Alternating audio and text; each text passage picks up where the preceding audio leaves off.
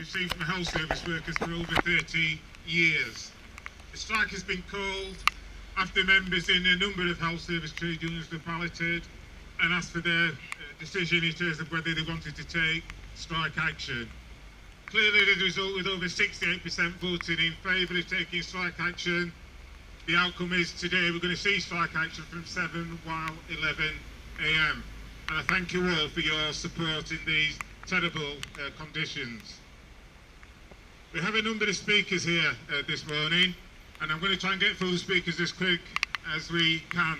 But in saying that, to advise you all that although we try to work with the trusts in terms of making sure that patients aren't at risk and that services are covered, particularly emergency services and patients in urgent need, the trust has said that anybody who's back a minute after 11 o'clock, they'll start making deductions for that.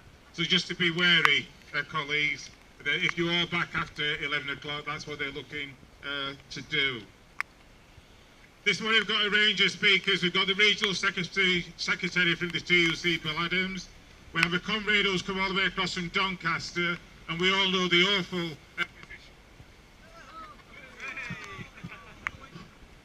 Hey, we're still here. All the sixers, 66, yeah.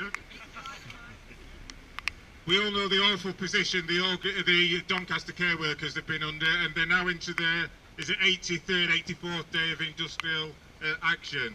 We try to support them wherever we can, as of many trade unions and individuals across the country, and I'm glad they found the time to come and join us this morning. We also have a speaker from the Orgreave campaign, and we know we're in the 30th anniversary now of what happened to the miners, and we're facing those attacks ourselves from this government. And we've got John Dunn from the Orgreave campaign who's going to be speaking as well this morning. And the last speaker's just arrived, making out it's cold. Okay, is the Unison Head of Health for Yorkshire and Humber, Tony Pearson. So we've got a range of speakers there. I'm sure they've all got something powerful to say about why we're in this position as we stand at the moment, and ask you all to give them a warm welcome. Can I start this morning by asking you to give a warm welcome, please, to the Regional CUC Secretary, who's come from West Yorkshire. I know it's over the border, but we give him a passport for this morning. Give a warm welcome, please, to Bill Adams. Thank you.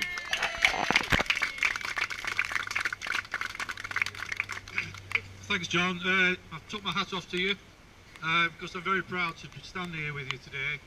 I did only get here just before 9, but making a good effort. But it's brilliant to be here. It's brilliant to see so many people out in the rain.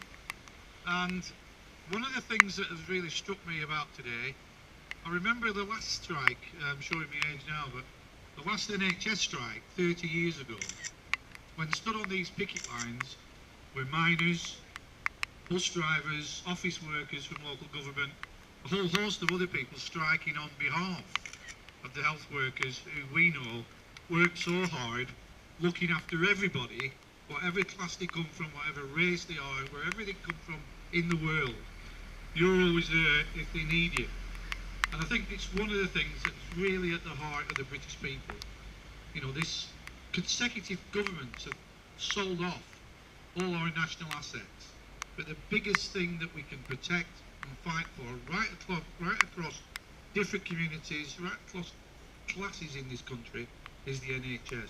It's so important that the NHS remains public service, free at the point of need, and we need to make sure that the people who provide those services are well paid, retained, and really interested in what they do in looking after the fabric of the health of the nation.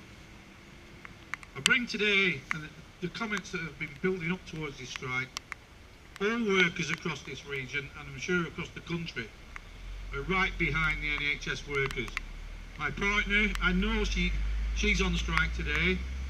I know the problems that are going on with cuts, and on the way over from West Yorkshire, which John said I need the passport to come in, I was listening to Jeremy Hunt.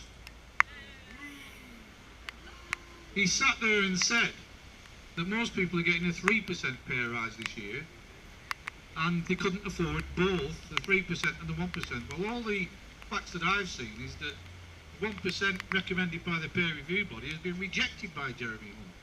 He sits there and tells lies about pay levels, about morale, about services right across this country, when I know for a fact, because my wife works there, it's cuts, people leaving, people demoralised, services going down, and the NHS being privatised by a Tory government who are giving it to their friends to make massive profits on the back of the people that work there and on the back of the people that reduce services for their healthcare. We've got to fight that, comrades. We've got to fight it tooth and nail. This is the one issue that will unite people in this country. I sometimes despair at some of the issues which we should be united on, but the health service is the number one in everyone's book. And I think this Tory government are being deceitful about the way they're handling it. Their friends are waiting in the wings to come in and take the premium services and charges a fortune. And if you look around the world, people aren't getting the health service they need. People in places like America, supposed to be the top place in the world, are facing $100,000 bills for having a baby, and that's without any complications. It's something that you provide, we must treasure, we must stay together on this, and everybody else who works outside the health service has got to support the health workers in this fight. Because it's not just about pay, it's about the survival of the UK health system as it stands, free at the point of need and available to everybody, regardless of the creed, the race or the class. Thanks very much, John, for inviting me. And just to let you know, we're all behind you. Keep up the good fight, and we'll support you.